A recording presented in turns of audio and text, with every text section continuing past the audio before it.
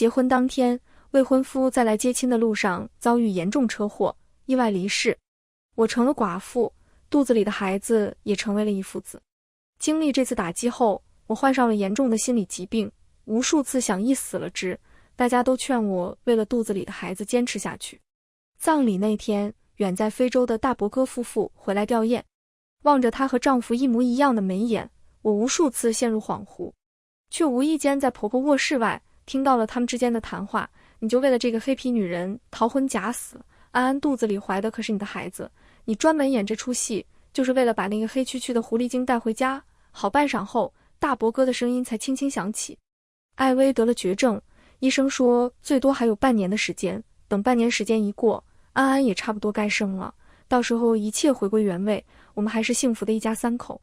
这一刻我才明白，我的丈夫根本没死，这个所谓的大伯哥就是我的丈夫温旭言。我极力控制着身子的颤抖，给在海外保密局工作的哥哥发去信息：哥，帮我制造一起事故，不就是假死吗？我要以其人之道。还给温旭言发完信息以后，我的双手还在止不住颤抖，屋内的谈话也还在继续。这样对安安真的公平吗？要不是为了他肚子里的孩子，他早就跟着你去了。他失魂落魄茶饭不思的模样，妈看着都心疼。温旭言深深叹了一口气，可艾薇只有半年时间了，这是他唯一的愿望，我不能辜负他。至于安安，我和他还有一辈子的时间，我以后会好好补偿他的。妈，你就别担心了。我的心像被一只大手狠狠攥住，疼痛瞬间侵袭了我的四肢百骸，让我几乎无法呼吸。我踉踉跄跄地回到卧室，双膝一软跌倒在地，哥哥的电话也正好在这时回了过来。怎么了，安安？发生什么事了？温旭言不是已经死了吗？我很想说些什么，可一张嘴，眼泪就不自主地簌簌落下。是啊，在世人眼中，温旭言已经死了。我理解哥哥的疑问，就算是我自己也没有想到，温旭言居然会假死，而假死的理由竟然是为了另一个女人。虽然我什么都没说，但电话那头的哥哥好像察觉到了我的情绪，沉吟了半晌以后，轻声开口：后天晚上，我会在后天晚上派飞机来接你，其他的事我都会安排好。电话挂断后，我还保持着打电话的姿势，一动不动。就在这时，房门却被轻轻敲响了，门外站着的是端着一杯牛奶的大伯哥，或者说是端着一杯牛奶的温旭言。怎么了，安安？怎么坐在地上？怎么还哭了？是不是又想续言了？温旭言以大伯哥身份回来的这大半个月，他对我一直都很好，似乎真的把我当成了已故弟弟的妻子。无数次在面对他的关切时，我总觉得恍惚，婆婆总将我的恍惚归结于对温旭言太过思念。我悄悄将手机锁屏，勉强扯出了一个笑容。没事，刚刚肚子有点不舒服，一下子没站稳。温旭言这才松了一口气，将手中的牛奶放到一边，小心地将我从地上扶起。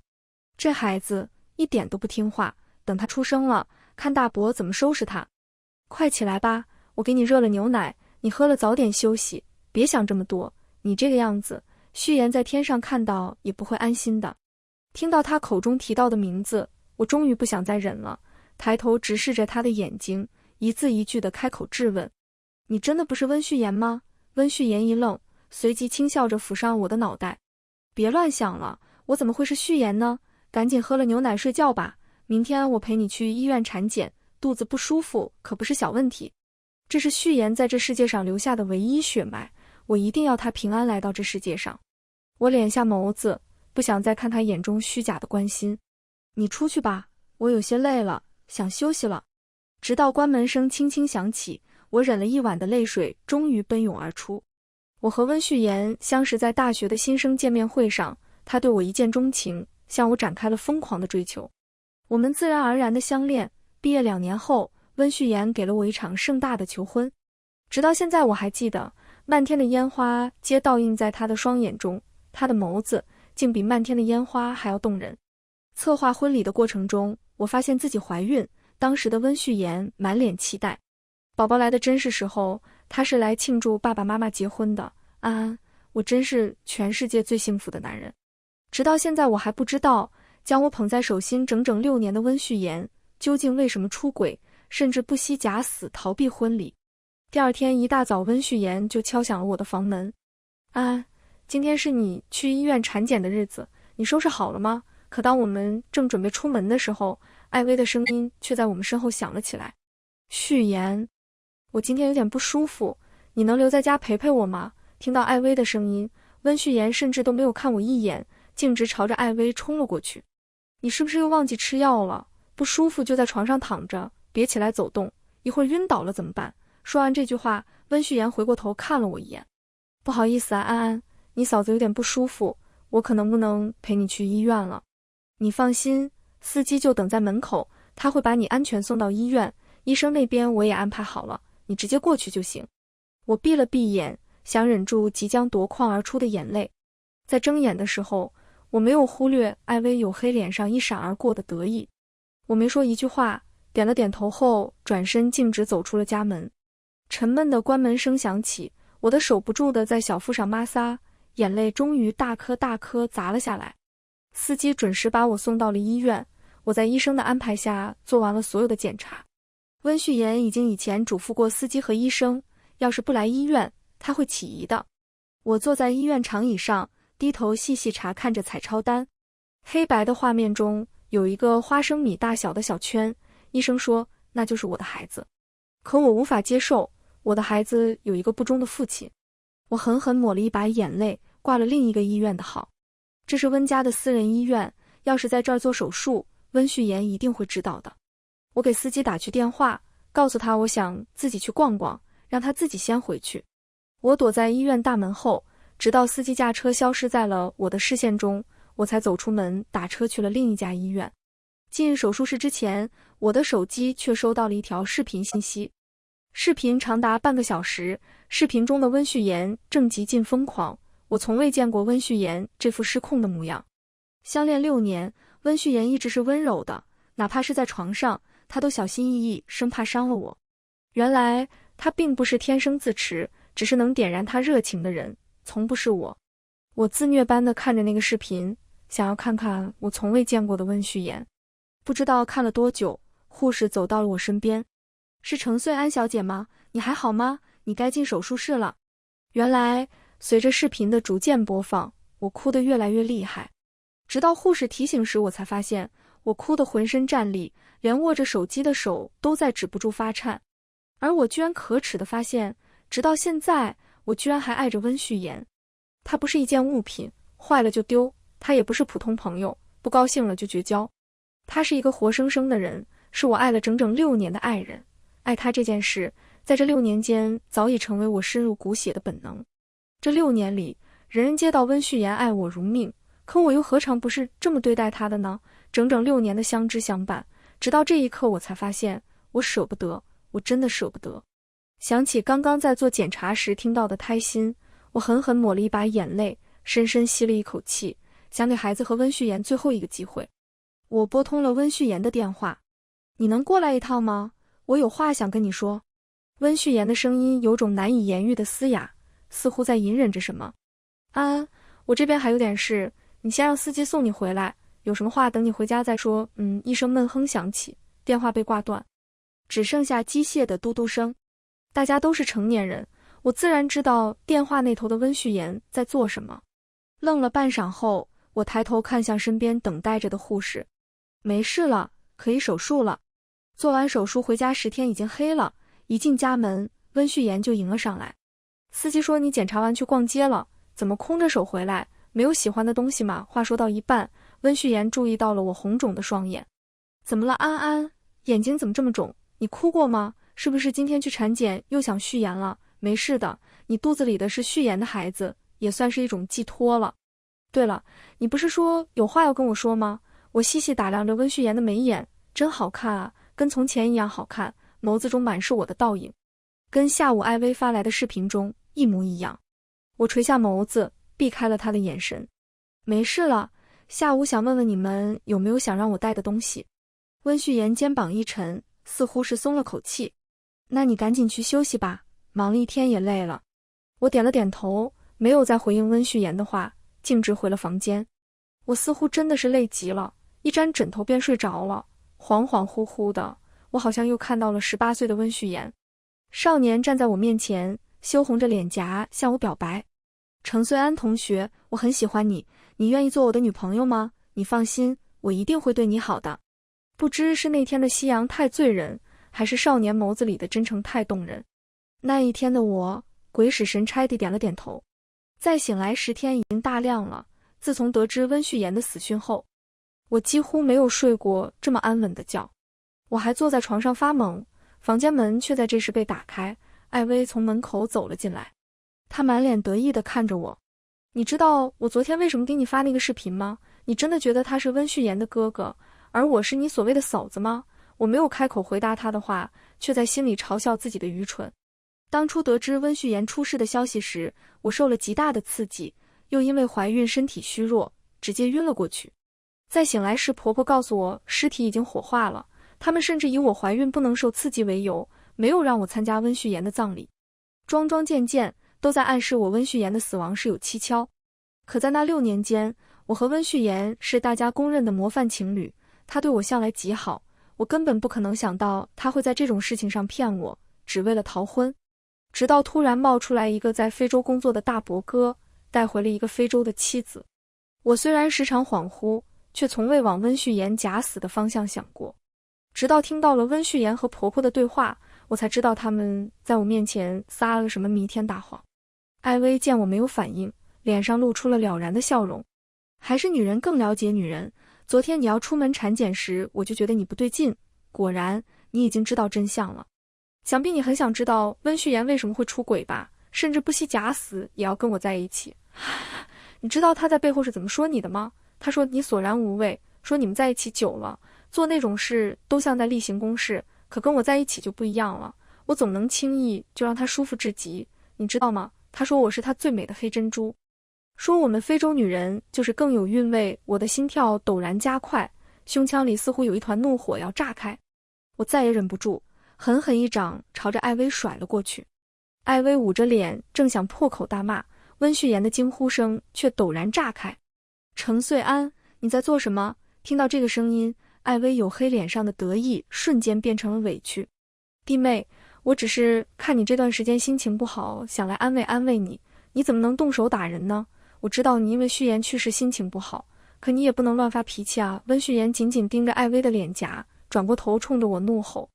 程穗安，她可是你嫂子。我没有接温旭言的话，反而抬起头直视着他的眼睛。我问你，她真的是我的嫂子吗？温旭言一愣，似乎是被我的眼神吓到。艾薇却在这时一把拽住了温旭言的手。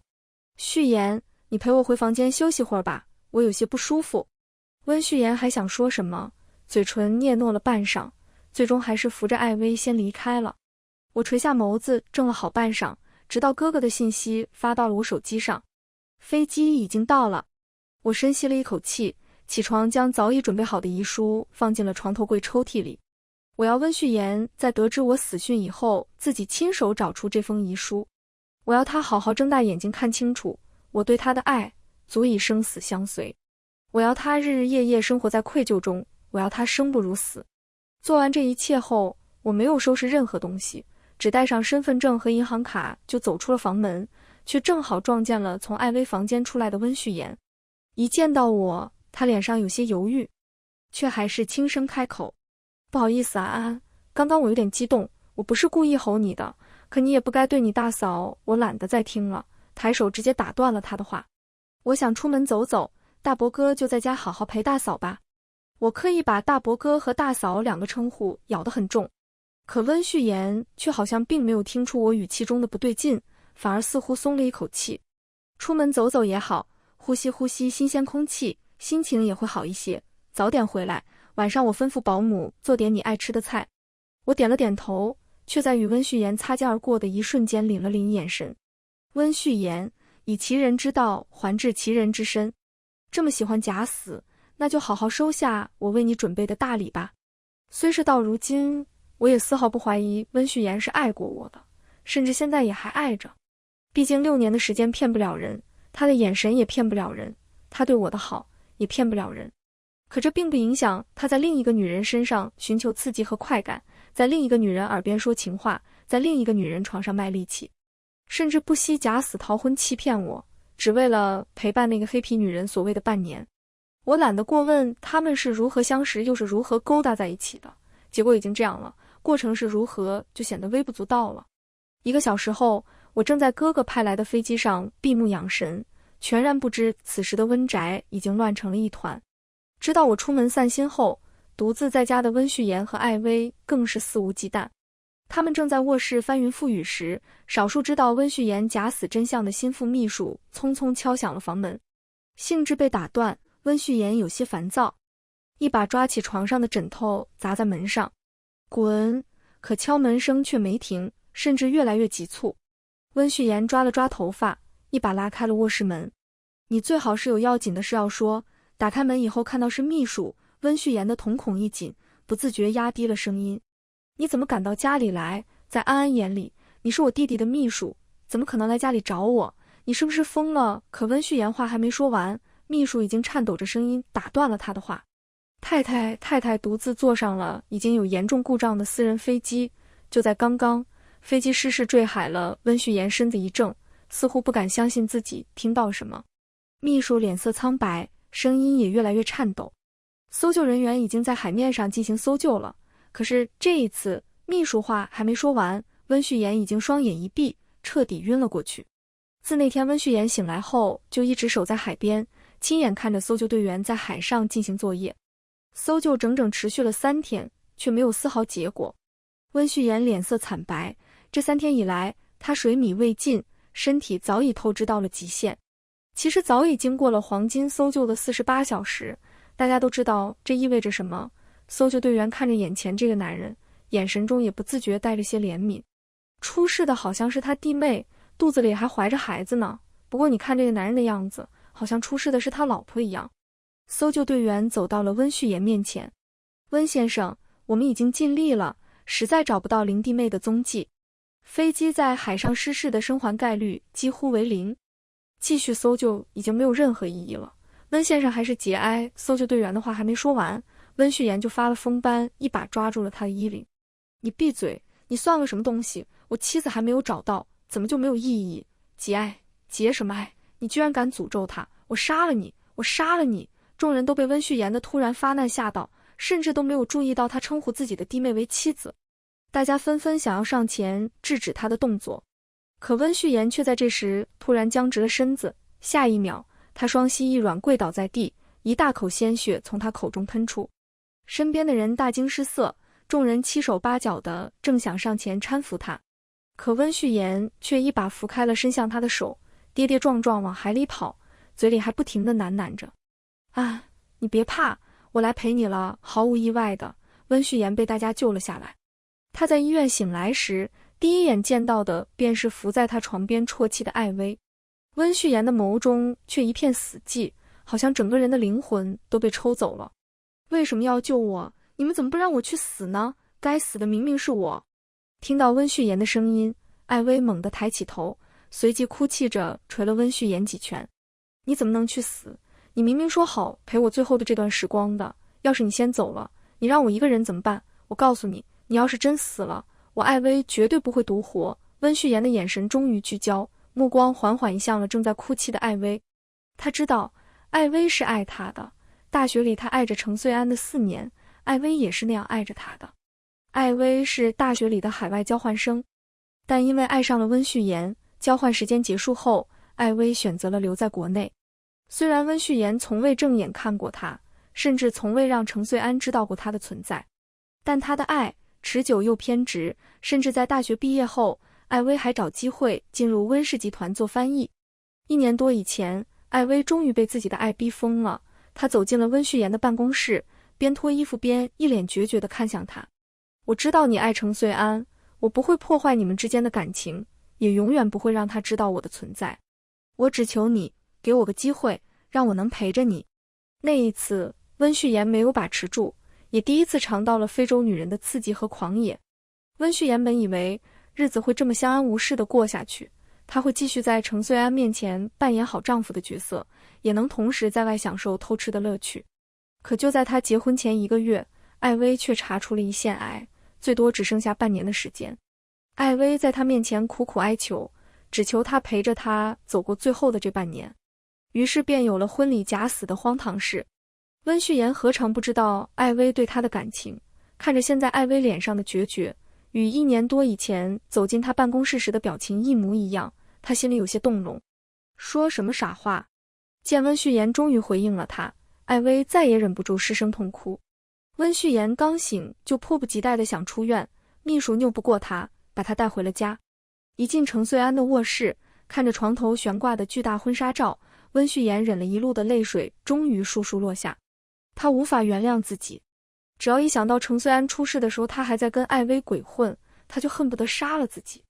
程穗安向来怕水，如今她还怀着孕，飞机出事的时候他该有多害怕啊！一想到这些，温旭言只觉得有一把生锈的铁锯在反复拉扯他的心脏，疼得他几乎喘不上气。他紧紧盯着主卧的床，床上的用品都是程穗安细心挑选的，这个家里的每一个角落也都是程穗安细心布置的。他一把扯下了床上的床单，发疯似的将被子枕头都扔在地板上。我是个畜生，我就是个猪狗不如的畜生，该死的是我，该死的明明是我。秘书被他突如其来的动作吓到，赶忙上前阻止。温总，不是的，不是这样的，太太是自己想好要轻生的，她是故意坐上那架故障的飞机，一番撕扯间，床头柜被撞倒，抽屉里的遗书正好掉落在地。虽然不知道那封信写了什么，但温旭言心里却无端生出一股寒意。他双腿一软跌倒在地，手脚并用地爬了过去。他颤抖着打开了那封信，手也颤抖得越来越厉害。信不长，但最后一句话却深深地扎进了温旭言心里。旭言，我很想你，没有你的日子我一天都过不下去了，你等我，我和孩子马上就能跟你团聚了。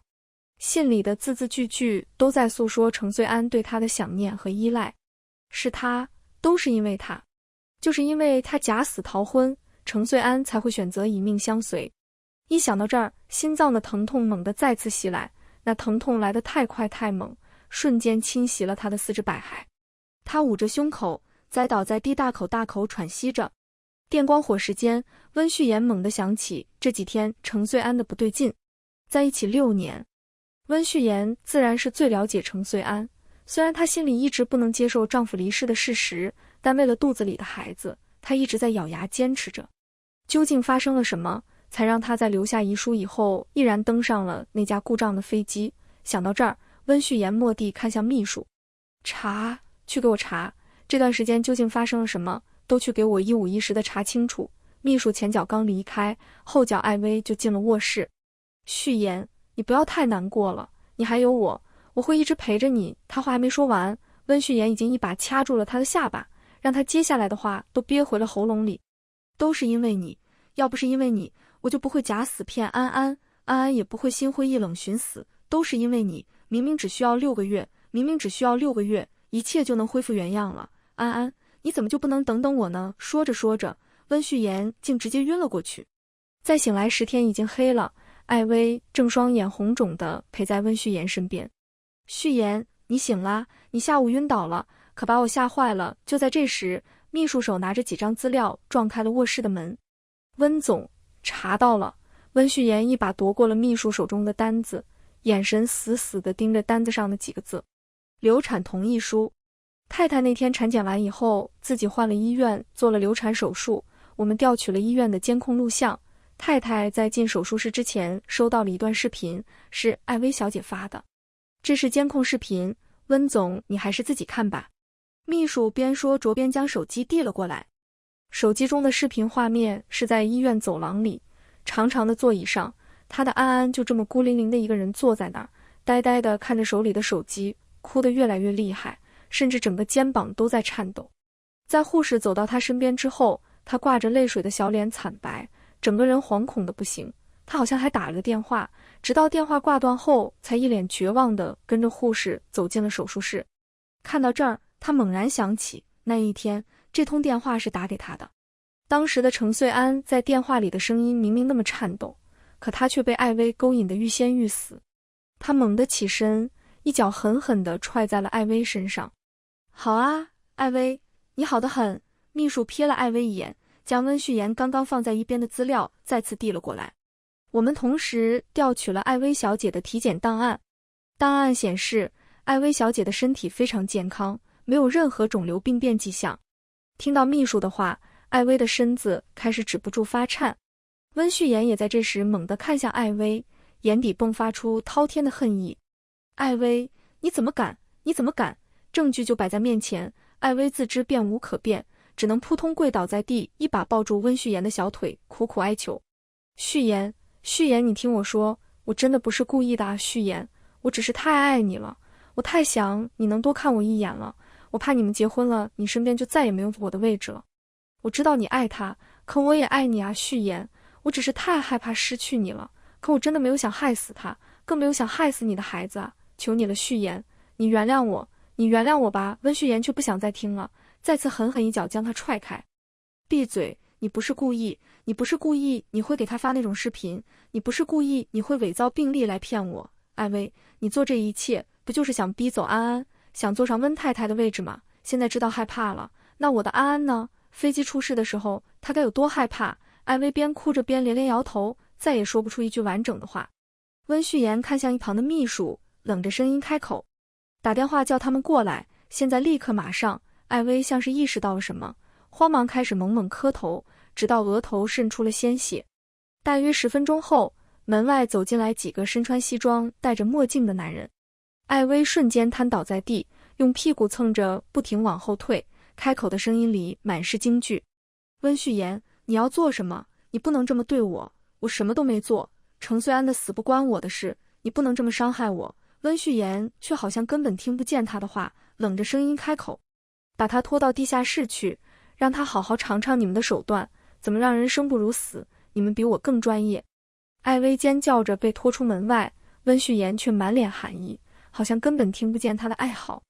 温旭言，你这个魔鬼畜生，你出轨的时候干什么去了？你假死骗他的时候干什么去了？我告诉你，程穗安早就知道真相了，他把孩子打了才走的，他根本就没想过原谅你。我告诉你，他故意自杀就是在报复你，报复你的假死欺骗，你才是那个凶手，你的背叛和欺骗才是害死他的导火索。艾薇很快就被拖了下去，卧室又恢复了一片寂静。温旭言却一动不动，眼神还死死盯着那张流产同意书。半晌后，他忽然像疯了般又哭又笑。是，艾薇说的对，安安早就知道真相了，他是故意的，他是故意的，那他肯定没死，安安肯定没死。程穗安一直是骄傲的，就算他因为他的离世心灰意冷，可一旦知道真相，他一定不会为了这样一个负心的男人寻死。他最是了解程穗安，就像程穗安最了解他一般，他知道只要用同样的手段报复回去，他一定会生不如死，所以他才想出了这一招，打掉了孩子，却故意留下遗书，制造了飞机失事事故，造成自己死亡的假象。他猛地抬头，眼里闪烁着泪花，向秘书大吼：订机票，赶紧给我订机票，国内的这些混乱我一概不知，现在的我正和哥哥一起商量明天要吃什么。自从知道我和温旭言之间的事情后，哥哥就请了长假陪着我，每天不是跟我一起研究玩的，就是研究吃的。就在这时，房门被敲响了，一开门，一个熟悉的身影就跪了下去：安安，我来接你回家了。我还没反应过来，哥哥的拳头已经狠狠砸向了温旭言。你这个畜生，你居然还敢来！当初你是怎么信誓旦旦地承诺我的？你就是这么照顾我妹妹的是吗？温旭言是多么骄傲的一个人啊！可现在面对哥哥一个又一个砸下去的拳头，他却毫不反抗，只是不停地道歉：对不起，对不起，我是畜生，是我的错。哥，我求求你了，让我见见安安，让我跟他说几句话。听到温旭言的话，哥哥的拳头更加用力。别叫我哥，我不是你哥。我一把拉住哥哥，阻止了他的拳头。温旭言现在满脸鲜血，再打下去他就没命了。你走吧，我没有话跟你说。哥哥一停手，温旭言马上跪直了身子。我不走，我是来接你回家的，你是我的妻子，要走我们一起走。听到这话，哥哥气得又想动手，我冲着哥哥摇了摇头，随即看向跪在我面前的温旭言：你忘了吗？因为你假死逃婚，我们并没有办婚礼，也并没有领证，在法律意义上我是单身，我们并不是夫妻关系。温旭言依然直挺挺地跪着，面色没有丝毫动摇。我叹了一口气，眼泪却大颗大颗砸下。温旭言，你还记得答应跟你在一起的那天我说过什么话吗？我的眼泪滴到了温旭言手上，他像是被烫到般猛地一怔。我轻轻拂去了脸上的泪，笑着开口。那天我说，温旭言，要是有一天你爱上了别人也没关系，我只有一个要求，你不要骗我，老实告诉我，我不会纠缠你的，我自己会走的。可你食言了，你爱上了别人，还骗了我，所以我自己走了。温旭言紧绷的肩膀渐渐沉了下去。不是的，安安，我没有爱上别人，我爱你，我只爱你。是他勾引我，他的声音越来越小，我却被他逗笑了。是吗？也许是吧，也许你确实是爱我的。可这并不影响你跟别的女人翻云覆雨，也不影响你为了别的女人把我一个人丢在婚礼上，为了不跟我结婚，你甚至可以演那么大一场戏。他勾引你，你就必须要上当吗？现在还在狡辩。温旭言，你别太让我恶心了。温旭言双眼憋得通红，沉默了好半晌后，他轻声开口：对不起。我再次嗤笑出声。对不起，要是真觉得对不起，你就滚，滚得远远的，不要再来打扰我的生活，不要再出现在我面前。温旭言，我永远不会原谅你。我狠狠地关上了门，没再跟他多说一个字。我不知道温旭言是什么时候离开的，只知道第二天打开门时，门外空无一人。接下来的半年，我一直跟哥哥生活在一起，好像又回到了小时候那段跟哥哥相依为命长大的时光。温旭言也做到了我跟他说的，从未打扰过我的生活。直到这天，我和哥哥窝在阳台沙发里看夜景，哥哥犹豫了好半晌，才轻声开口：国内联系我说温旭言死了，抑郁症，自杀。从他别墅的地下室里找出了一具白骨，经过鉴定是艾薇的。据那边说，温旭言回去后不久就患上了严重的抑郁症，需要人24小时照顾。就在昨天，他趁着他妈下楼倒水的功夫跳楼了。我轻轻摩挲着手里的酒杯，一时不知该说些什么。猝不及防的，我的眼泪落在了酒杯里，荡出了一圈圈涟漪。哥哥的声音再次轻轻响起：后天是他的葬礼，要回去吗？我轻轻摇了摇头。回去做什么呢？又以什么身份回去呢？没有必要。啊，你还恨他吗？听到这个问题，我猛地一怔。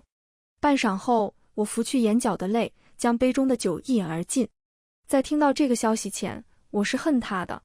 可现在，人死如灯灭，过往的恩怨一笔勾销，落花不折枝，你我不相见。温旭言，再见。全文完。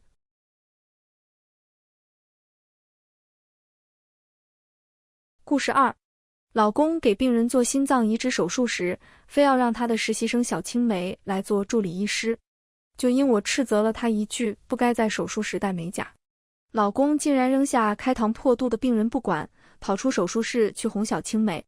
我求他回来给病人做手术，他却说莹莹正在伤心，你能不能不要这个时候和我闹，手术先暂停。这点小事哪里比得上莹莹？最终病人被晾在病床上40分钟，活活痛死。事后得知，病人是我们市德高望重的市长。老公和小青梅竟然把这起医疗事故推到了我的头上，要不是你在手术室里发疯，把我们赶出手术室，市长怎么可能流血而死？这一切都是你的错。最终我百口莫辩，被判无期徒刑，在监狱受尽折磨而死。而我老公和他的小青梅却步入了结婚的礼堂。在睁眼，我回到了市长在我们医院做手术的那天。林小雅，飞哥才是主治医生，他都说我可以在做手术时戴美甲，你一个助理医生有什么资格管我？听着耳边传来熟悉的声音，我下意识地睁开眼睛，看见面前站着满脸倨傲的徐莹莹。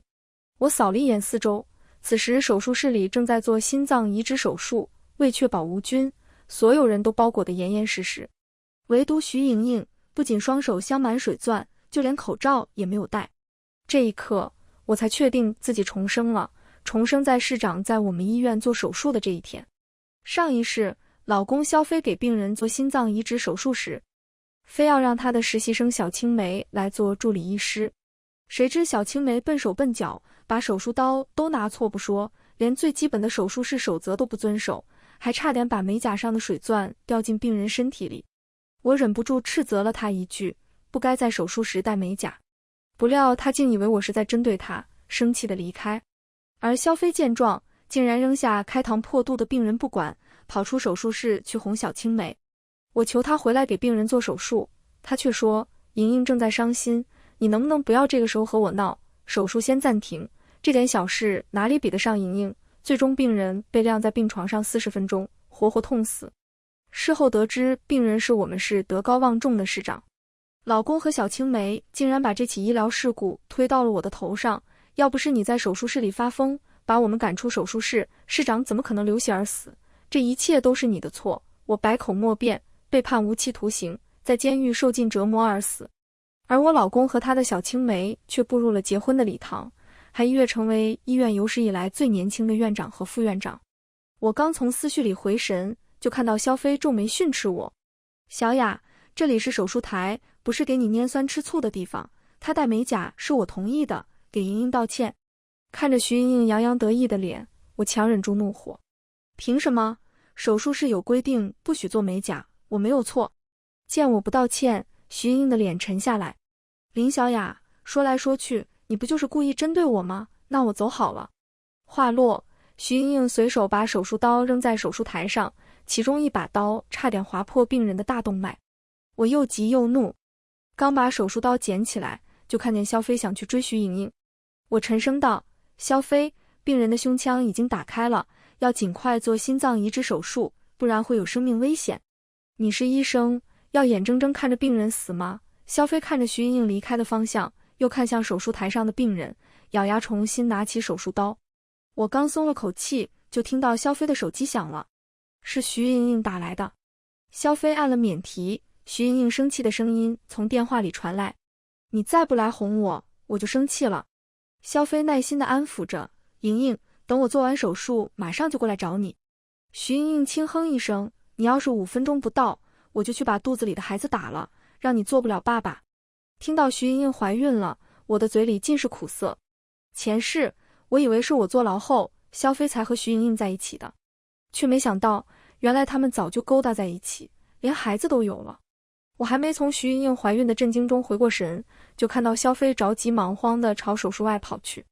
我眼疾手快，一把拉住他：肖飞，你不能走，病人的手术不能耽误。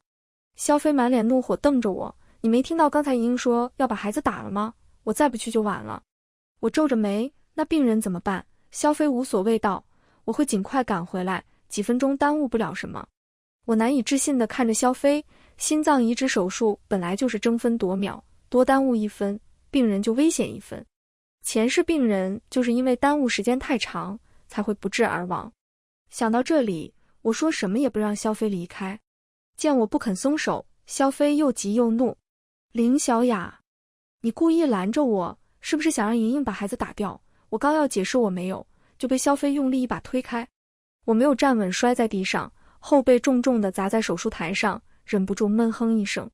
肖飞看也不看我，转身大步离开。手术室里的其他人见状，连忙把我扶起来：林医生，你没事吧？肖医生太过分了，平日里维护徐莹莹就算了，现在还为了她对你动手。就是我早就觉得他们有问题，没想到连孩子都搞出来。我摆摆手，现在不是说这个的时候，我去找肖飞回来。比起肖飞的背叛，眼前更重要的是病人的手术。这一次，我绝不能再让前世的惨剧发生。我刚追到手术外，就被一群家属团团围住。医生，病人怎么样了？手术成功了吗？我一眼就认出他们是市长的家人，刚要开口，就看见市长年迈的妈妈对着我跪下磕头：医生，求求你一定要治好我儿子，求你了。市长怀孕7个月的老婆也哭着对我跪下：医生，我也求你了，他们都说只有你们医院能给我老公做手术，求你一定要救他。我连忙把2人扶起来，对着他们郑重保证道：你们放心，我一定会救他。眼看肖飞已经不见了，我回到手术室，所有人立刻围上来，看向我的身后。林医生，肖医生呢？我摇摇头，我没有追上他。麻醉医生一听这话，立刻急了：病人是全麻，胸腔还打开了，再不做手术，等麻药过了，他会被活活疼死。整个市只有肖医生能做这个手术，就算现在去找外援也来不及了。我深吸口气，手术我来做。我和肖飞是同班同学，他会的我也会。在场所有人想也不想就拒绝：林医生，你现在只是助理医生，按照医院规定不能做手术。要不这样吧，你给肖医生打电话，让他尽快赶过来。”见他们一脸坚持的样子，我把嘴里的肖飞不会回来的话咽下去。当着他们的面，我拨通了肖飞的电话。电话刚接通，我就迫不及待地开口：“你在哪里？赶紧回来，我们还在等你来做手术。”肖飞声音透着怒火：“莹莹正在伤心，你能不能不要这个时候和我闹？手术先暂停，等我哄好了莹莹再来做。”说完，电话就被挂断了。众人面面相觑，麻醉医生忍不住爆了粗口：“这么重要的手术，等他回来，病人都没了。林医生，再给他打电话，一定要让他赶紧过来。要是病人出了问题，我们所有人都要担责。”见他们还不死心，我依言再次给肖飞打去电话：“病人快不行了，你快点回来。”肖飞不耐烦道：“心脏移植手术风险本来就大，他不行了就是他命不好。”我没想到肖飞会说出这种不负责任的话，质问道：“要是病人出事，到时候家属来闹事，医院追究下来，你承担得起吗？”肖飞嗤笑一声：“一个无权无势的病人，他们要是敢闹事，就说他们故意医闹想要钱。别再给我打电话。莹莹说想吃草莓，我现在要去给她买草莓。”看着挂断的手机，所有人都怒了。他为了给徐莹莹买草莓，连开膛破肚的病人都不管，他没有资格做医生。就在这时，麻醉医生突然惊呼起来：“病人的血压正在快速下降，再不做手术，他就没命了。”我上前一步：“我来。”见他们还在犹豫，我沉声道：“除了我，现在没人能给他做手术，难道你们要眼睁睁看着他死吗？”麻醉医生满脸纠结：“可是这不符合规定，就算你救了他，也要承担这次手术的所有后果。”我冷静道：“不管事后有什么后果，我会一力承担。现在没时间了，希望你们配合我。”众人互相看着对方，彼此下定了决心。我走到手术台前，拿起手术刀，先把病人胸腔里心脏取出来，再把准备的心脏移植进去。把血管依次缝合好后，我死死地盯着平成一条线的心电监测仪。时间1分1秒的过去，监测仪上的线突然出现跳动。等心电平稳后，所有人惊喜地叫出声：“林医生，有心跳了，手术成功了！”我没有说话，专心地给病人缝合胸腔。等手术彻底完成后，我浑身瘫软倒在地上。这个时候我才发现，我的后背早已湿透。1个小时后，病人醒了。也就是这个时候，所有人才知道他是市长。病房里，我在给市长做术后检查，确定心脏移植很成功后，我才重重地松口气。市长含笑看着我：“听说是你给我的手术，辛苦你了。不过我记得我的主治医生是肖医生，他怎么不在？是出什么事了？”我张着嘴刚要开口，肖飞的电话就打来了。市长看了一眼，是肖医生打来的：“你就在这里接吧。”我顺势按下免提：“你在哪里？赶紧来莹莹家里。我在给病人做术后检查，心脏移植很成功。”肖飞愣了几秒：“是你做的手术？没想到这人命真硬，打开胸腔晾在手术台上40分钟，竟然都还活着。可惜了，本来还以为可以用他的尸体做研究。”余光看见市长铁青的脸，我提醒道：“肖飞，你说话注意点，我们是医生，救死扶伤是我们的责任。”肖飞不屑道：“这些普通人有什么好救的？无权无势，活着就是浪费社会资源。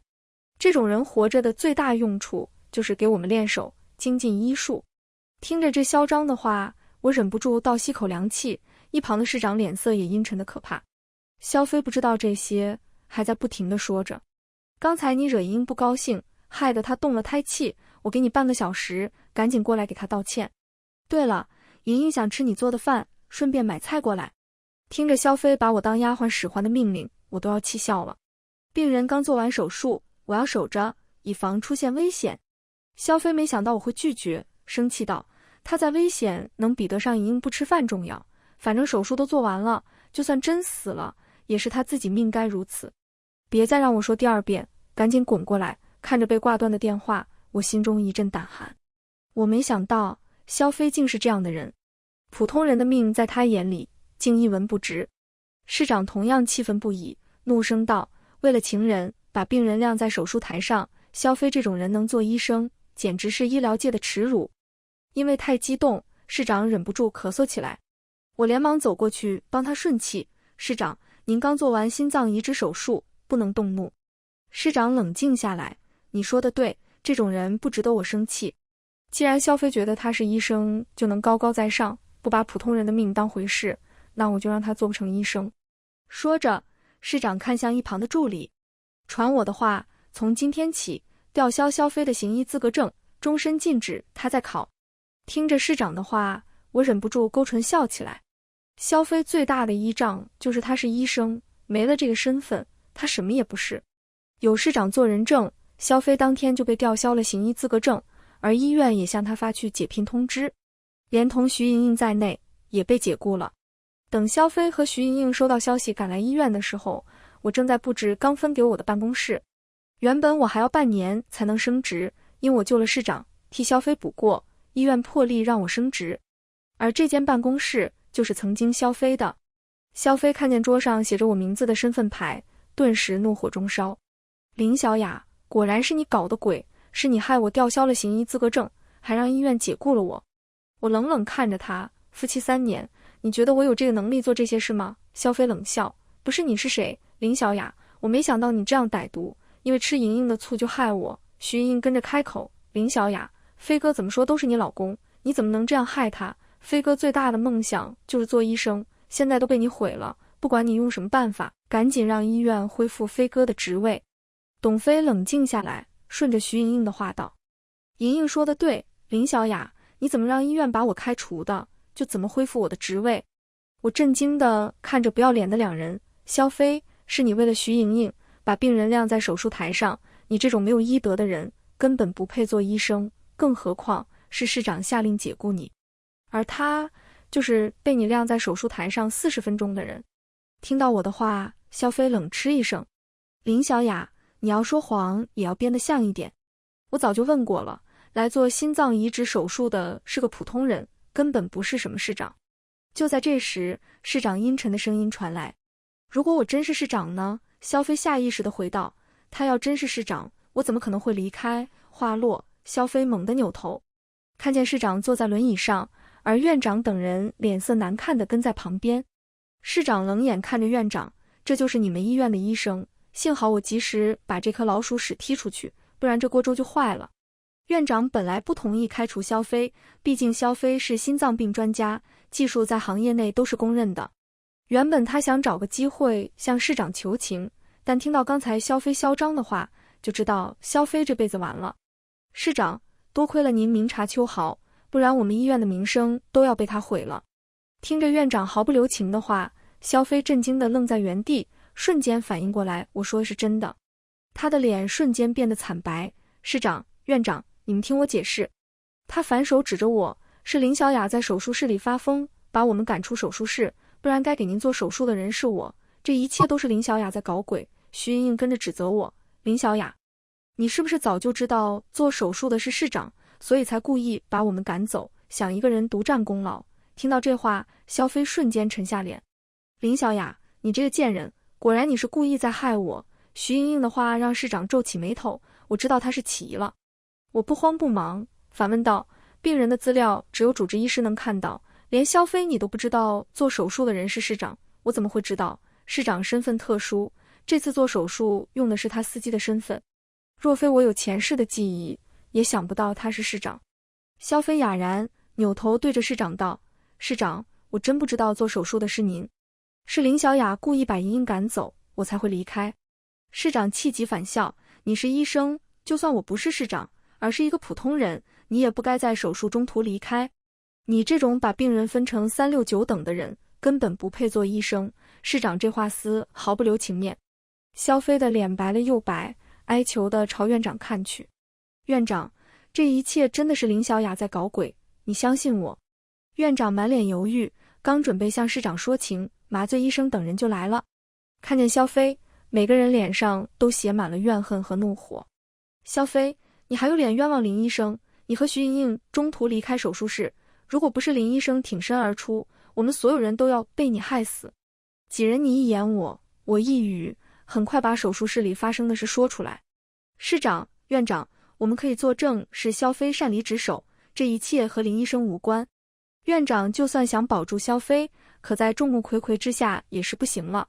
最终萧飞想复职的计划彻底落空，被院长让保安赶出去。徐莹莹走在最后，愤怒地瞪着我，林小雅，你别得意，你给我等着，不出3天，我和飞哥会回来的。我丝毫没有把徐莹莹的话放在心上，萧飞不仅被解雇，还被吊销了行医资格证，就算他想再次考进医院，也没有办法。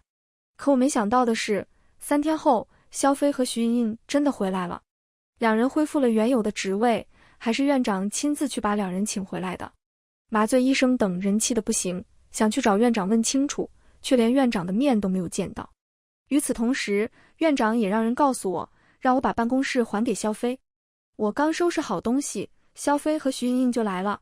看见我的手里的东西，徐莹莹不屑地笑起来。林小雅，你没想到吧？我和飞哥回来了，而你从哪里来的，也要滚回哪里去了。萧飞搂着徐莹莹，看我的眼神就跟看什么苍蝇似的。林小雅，你攀上市长又怎么样？赢一句话，别说院长，就连市长也得照做。我注意到萧飞话中的措辞，瞬间明白过来，他能回到医院，和徐莹莹脱不了关系。徐莹莹得意洋洋道，林小雅，要是你现在跪下来给我磕头，我就原谅你之前对我出言不逊，怎么样？我毫不犹豫地回对，我没有做错，更不会给你道歉。徐莹莹冷哼，死鸭子嘴硬，你信不信只要我一句话，你以后都别想再做医生。我知道徐莹莹不是无的放矢，也相信她有这个能力在医疗界封杀我，但又如何？我本就是死过一次的人。我和萧飞还有徐莹莹之间早就是不死不休的仇恨。我冷冷看向萧飞，如果我做不成医生，我也不会让害我的人好过。听到我这话，萧飞脸上的笑容收敛起来，就连徐莹莹也死死盯着我。我不再理会他们，拿着东西回到原来的办公室。看见我，早就等在这里的麻醉医生等人哭丧着脸走过来。林医生，没想到徐莹莹的背景这样大，以后我们不能再得罪她了。我疑惑不解，刚要问徐莹莹是背景，麻醉医生就把手机递给我，示意我自己看。看着百科上的人物简介，我震惊地愣在原地。我想过徐莹莹背景惊人，却没想到她的背景不是惊人，而是通天。她的奶奶是国内医界的奠基人，整个家族都是首屈一指的医生大拿，而国内最顶尖的医学院院长就是徐莹莹的爷爷。更让我震惊的是徐莹莹的学历，她竟不是医学专业的，而是学绘画的。她表面上是医学博士，实际上只学了4年医学，就连论文都是抄的。刹那间，以前我很多不明白的事，瞬间就想明白了。难怪萧飞会和长相普通的徐莹莹在一起，估计早就知道她的真实身份。几天后，萧飞和我提出离婚，看着他迫不及待想和徐莹莹结婚的模样，我就知道自己猜对了。忽的，我的心里涌出一股深深的无力来。徐莹莹的背景是我想不到的，那重生回来，我还能向她和萧飞复仇吗？我本以为我没有机会复仇了，但没想到萧飞和徐莹莹这么会作死。这天，萧飞在给病人做手术时，徐莹莹拿错钳子，不小心弄断了病人的大动脉，失血过多，加上病症发作，病人当场死在手术台上。这本来是一场小手术，是病人家属听说萧飞技术好，才托了关系让他主刀。现在得知病人死了，家属根本无法接受，一群人堵在萧飞的办公室门口，让他和徐莹莹给个说法。我赶过去看热闹的时候，正好看见病人家属持刀把萧飞和徐莹莹堵在门口。围观的人群里，有人趁机拿出手机直播，家属一脸激动挥舞着刀，萧医生，你明明说过这只是小手术，为什么我爸会死？你说啊！萧飞咽着唾沫，生怕被他手里的刀伤到。你先冷静一点听我说，手术都是有风险的，我们也不想的，我们都尽力了。家属赤红着眼，你说谎，我问过其他人，这个手术根本不会割到大动脉，是因为你失误，我爸才会死。还有你这个贱人，要杀了你们，让你们下去给我爸陪葬。徐莹莹平日里骄横惯了，可如今看见家属这种不要命的人，也害怕了。他躲在萧飞的身后瑟瑟发抖，但嘴里狡辩道，是你爸自己命中注定有这一劫，和我们无关。他不说这话还好，一说家属的情绪更激动了。你这贱人，你害死我爸还敢狡辩！看着家挥舞着刀走上前，肖飞和徐莹莹被逼着不断后退。正当我以为两人会血溅当场时，徐莹莹突然看见人群中的我，她急忙抬手指着我，对着家属道：“大哥，你弄错人了，其实当天给你爸做手术的是林小雅。”听到这话，家属停下来。